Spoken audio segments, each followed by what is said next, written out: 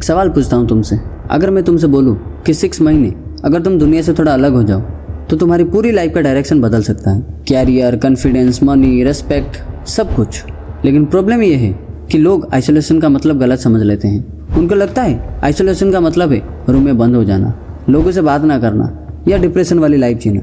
नहीं, real isolation एक training camp है। जैसे आर्मी सोल्जर्स को बैटलफील्ड से पहले ट्रेनिंग कैंप में रखा जाता है, वैसे ही सक्सेसफुल लोग अपनी लाइफ में एक फेज रखते हैं जहां वो खुद को दुनिया से थोड़ा दूर ले जाके अपना स्ट्रॉन्गेस्ट वर्जन बनाते हैं। और सच बताऊं, अगर तुम आज जो लाइफ जी रहे हो उससे खुश नहीं हो तो शायद तुम्हें भी ये 6 मंथ रीसेट की जरूरत है। लेकिन ये कोई यूट्यूब वाला wake up at 5 AM and drink lemon water वाला प्लान नहीं है। आज मैं तुमसे एक ब्रूटल आइसोलेशन प्रोटोकॉल बताऊंगा जो 9 स्टेप्स का होगा। अगर किसी ने ये 9 स्टेप्स को सच में फॉलो कर लिया ना तो 6 महीने के बाद लोग उसको पहचान नहीं पाएंगे। तो चलो फटाफट शुरू करते हैं। Step 1, identity funeral. सबसे पहला स्टेप है अपने पुराने वर्जन को खत्म करना। हाँ, लिटरली खत्म। प्रॉब्लम ये है कि लोग न्यू लाइफ स्टार्ट करना चाहते हैं लेकिन पुरानी आइडेंटिटी को पकड़ कर रखते हैं। वही एक्सक्यूजेस, वही हैबिट्स, वही कंफर्ट जोन, और फिर बोलते हैं लाइफ चेंज नहीं हो रही। इसीलिए डे 1 पर तुम एक काम करोगे, एक पेपर उठाओ और अपने बारे में ब्रूटली हॉनेस्ट लिखो। मैं प्रोक्रेस्टिनेट करता हूँ, मैं फोन एडिक्शन का शिकार हूँ, मैं डिसिप्लिन में वीक हूँ, मैं एक्सक्यूजेस बनाता हूँ, मैं अपनी पोटेंशियल वेस्ट कर रहा हूँ। सब कुछ लिखो, जितना सच है उतना लिखो। फिर उस पेपर को जला दो या फाड़ दो या फिर जमीन में दबा दो। सुनने में थोड़ा ड्रामेटिक लग सकता है लेकिन ब्रेन रिचुअल्स को सिंबलिक रिसेट की तरह ट्रीट करता है। उस मोमेंट के बाद एक रूल होगा, वो इंसान जैसा मैं पहले था वो आज से खत्म और अब एक नया चैप्टर स्टार्ट होगा। Step 2, dopamine bankruptcy. अब आता है सबसे पेनफुल स्टेज और यहीं पर 80% लोग फेल हो जाते हैं। आजकल हमारा ब्रेन एक स्पॉइल्ड चाइल्ड बन चुका है। Reels, short videos, notifications, random scrolling, हर मिनट ब्रेन को इंस्टेंट प्लेजर मिल रहा है और रिजल्ट्स फोकस 0, पेशेंस 0, मोटिवेशन 0। इसीलिए नेक्स्ट 14 डेज में तुम अपने ब्रेन को डोपामिन बैंकरप्सी में भेजोगे। रूल सिंपल है, Instagram, reels, gaming, porn, junk entertainment, random chatting, ये सब कुछ 14 दिन के लिए बंद होगा। सिर्फ 4 चीज अलाउड होंगी, वर्क, लर्निंग, एक्सरसाइज, साइलेंस। पहले 3-4 दिन बहुत अजीब लगेंगे। माइंड बोलेगा बस थोड़ा सा फोन चेक कर ले, लेकिन अगर तुमने कंट्रोल कर लिया तो 10 से 14 दिन के बाद एक मैजिक होगा। सडनली बुक्स इंटरेस्टिंग लगने लगेगी, वर्क बोरिंग नहीं लगेगा, फोकस बढ़ जाएगा क्योंकि तुम्हारा ब्रेन रीसेट हो चुका है।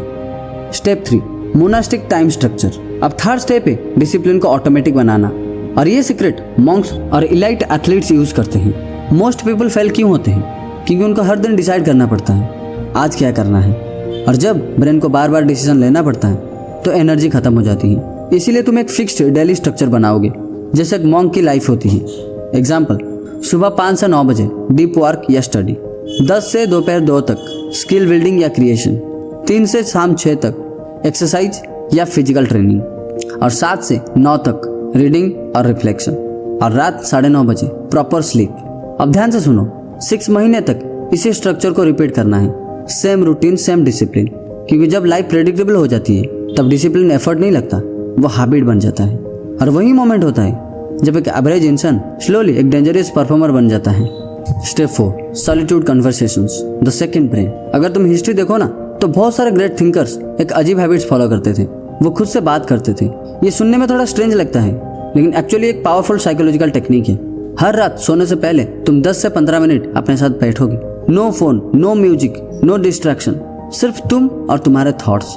और फिर तुम खुद से सवाल पूछोगे, आज मैंने क्या सीखा, आज मैंने अपना टाइम कहाँ वेस्ट किया, आज मैंने किस चीज से डर के पीछे हट गया, और सबसे इम्पोर्टेंट, कल मैं कैसे बेटर बन सकता हूँ। चाहे तुम जर्नल में लिखो या वॉइस नोट रिकॉर्ड करो, लेकिन एक रूल है, ब्रूटली हनेस्ट रहना। क्योंकि जब इंसान खुद से सच बोलना शुरू करता है तब उसका brain slowly self coaching mode में चला जाता है और धीरे धीरे तुम्हें लगेगा जैसे तुम्हारे अंदर एक मेंटर डेवलप हो रहा है। Step 5, weekly psychological war. अब आता है एक स्टेप जो तुम्हारी मेंटल स्ट्रेंथ को टेस्ट करेगा। कंफर्ट जोन इंसान को वीक बनाता है और ग्रोथ तब होती है जब ब्रेन को पता चले कि तुम इमोशन से नहीं कमांड से ऑपरेट करते हो। इसीलिए हर वीक तुम एक चैलेंज लोगे, ऐसा चैलेंज जो थोड़ा अनकंफर्टेबल हो। Example, week 1 daily cold shower, week 2 10 kilometre run challenge, week 3 पूरे वीक सोशल मीडिया 0, वीक 4 सुबह 4 बजे उठना, वीक 5 डेली इंटेंस वर्कआउट, और वीक 6 एक दिन complete silence, only necessary communications. अब ध्यान से समझना, ये चैलेंजेस फिजिकल नहीं, साइकोलॉजिकल ट्रेनिंग है। जब तुम अपने ब्रेन को बोलते हो कि कोल्ड शावर लेना है और बॉडी चिल्लाती है नहीं लेना, और फिर भी तुम करते हो, तो तुम्हारा ब्रेन एक इंपॉर्टेंट लेसन सीखता है। मेरा मालिक इमोशन नहीं है, डिसीजन है। और जिस इंसान का ब्रेन ये सीख जाता है ना, उसको डिसिप्लिन के लिए मोटिवेशन की जरूरत नहीं पड़ती। Step 6, creation over consumption rule. अब एक हर्ष रियलिटी सुनो। आज की दुनिया में 90% लोग क्या कर रहे हैं? Consume consume consume. रील्स देखना, वीडियोस देखना, मीम्स देखना, इंफॉर्मेशन कंज्यूम करना। लेकिन प्रॉब्लम ये है, कंज्यूमर्स कभी पावरफुल नहीं बनते। पावर क्रिएटर्स के पास होती है। जैसे एप्पल का यूजर अमीर नहीं होता, उसका क्रिएटर अमीर होता है। इसीलिए तुम्हारे आइसोलेशन का एक गोल्डन रूल होगा, कंजप्शन मैक्सिमम 30% और क्रिएशन मिनिमम 70%। मतलब अगर तुम 10 घंटे प्रोडक्टिव हो तो 7 घंटे तुम्हें क्रिएट करना है। Right, build, edit, practice, record, create, कुछ भी। और आइडेंटिटी शिफ्ट वही होता है। एक दिन तुम रियलाइज करोगे तुम वही इंसान नहीं रहे जो पहले सिर्फ स्क्रॉल करता था। अब तुम वो इंसान बन गए हो जो वैल्यू क्रिएट करता है। Step 7, the silence week. आज की दुनिया का सबसे बड़ा प्रॉब्लम क्या है पता है? Noise.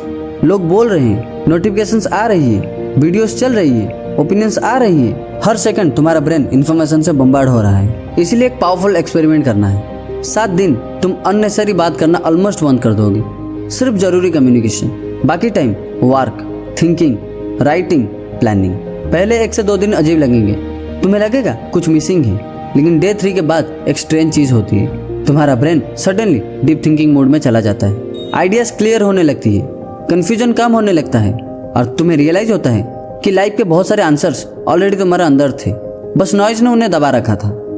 Step 8, public accountability bomb. अब एक डेंजरस स्टेप आता है और ये स्टेप तुम्हें प्रेशर में ग्रो करना सिखाता है। ज्यादातर लोग प्राइवेट में बड़े गोल सेट करते हैं और जब फेल होते हैं तो कोई नोटिस नहीं करता, इसीलिए प्रेशर 0 होता है। लेकिन तुम एक काम करोगे, अपना एक बड़ा गोल पब्लिकली अनाउंस करोगे। एग्जाम्पल, मैं 90 डेज में अपना स्किल लेवल डबल करूंगा। अब क्या होगा? तुम्हारा ब्रेन रेपुटेशन से इन्वॉल्व हो जाएगा, लोग देख रहे होंगे। और ह्यूमन साइकोलॉजी इज सिंपल। इंसान अपनी इमेज को बचाने के लिए किस भी हद तक जा सकता है, वो कुछ भी कर सकता है। इसीलिए पब्लिक अकाउंटेबिलिटी एक पावरफुल वेपन है। अब तुम काम सिर्फ मोटिवेशन से नहीं, कमिटमेंट से करोगे। Step 9, final month, reality exposure. Isolation का मतलब दुनिया से भागना नहीं होता। आइसोलेशन एक ट्रेनिंग फेज होता है और ट्रेनिंग का लास्ट स्टेप होता है रियल वर्ल्ड टेस्ट। तुम अपने आइसोलेशन को ब्रेक करोगे। अब तुम दुनिया में जाओगे, लोगों से मिलोगे, अपना काम पब्लिश करोगे, अपनी स्किल्स टेस्ट करोगे। क्योंकि असली क्वेश्चन ये है कि तुम सिर्फ रूम में डिसिप्लिन हो या फिर दुनिया के बीच भी फोकस्ड रह सकते हो। और अगर तुमने पिछले 5 मंथ्स हॉनेस्टली फॉलो किया है तो अब तुम नोटिस करोगे तुम्हारा फोकस अलग है, तुम्हारी एनर्जी अलग है और सबसे इंपॉर्टेंट तुम्हारी आइडेंटिटी भी अलग है। अब एक ब्रूटल ट्रूथ सुनो, 6 मंथ्स का आइसोलेशन डिफिकल्ट नहीं है। डिफिकल्ट है खुद के साथ रहना, डिफिकल्ट है अपनी वीकनेसेस का सामना करना, डिफिकल्ट है एक्सक्यूजेस तोड़ना। इसलिए ज्यादातर लोग कभी स्टार्ट ही नहीं करते।